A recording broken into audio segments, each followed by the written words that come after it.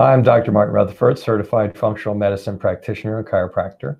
Dr. Randall Gates, board-certified chiropractic neurologist, also a chiropractor. So today we're going to talk about post-holiday issues and complications.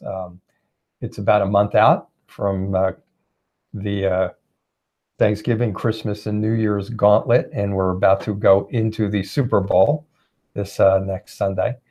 And so the holidays are coming to that clumping of holidays are coming to an end. And we have seen in the past a number of things occur over that period of time. We've done talks on how to handle those holidays. Dr. Gates is given patients kind of a bonus food on some of those holidays, and so you can look back at those keys to success and what we've shared on those. We're going to talk about some of the tendencies, or one particular tendency that we see occur after the holidays.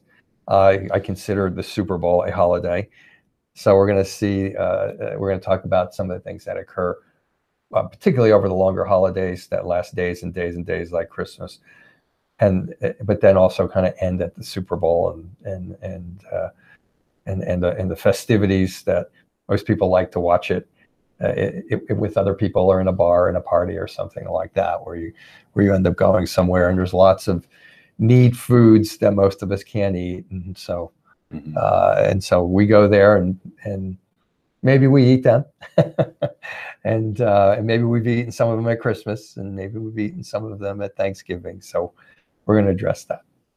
Yeah, it becomes a slippery slope. That's what we find, and this is what you have to take caution over, because maybe you have a little bit of this, a little bit of that, and then you're like, well, I don't feel that bad. So in the back of your mind, you're going to say, well, why don't I just have it a little bit more often, even though I'm not going to tell Dr. Gates till a month from now that I've been doing this. So this is what we find. It's a dangerous pattern to get into, because we used to introduce all of these gluten-free products with our patients at the end of their programs. Gosh, that was like in 2010, 2011, and we had disastrous results.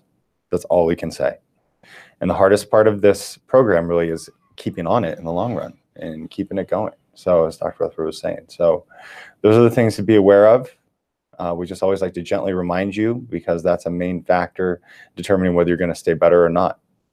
So that's my point on it. Did you have anything else you want to add? Yeah, I just read an article the other day, and it said one exposure to gluten in someone who's sensitive could affect the inside of their gut or their nervous system for up to 6 months.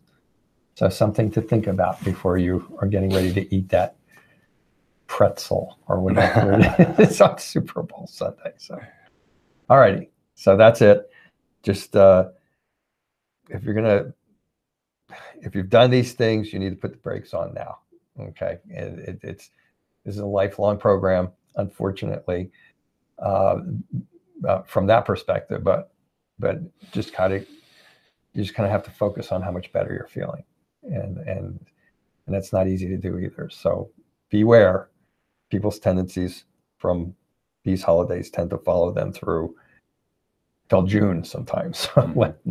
Let's not make that happen with you. Okay. All right. We'll see you next time.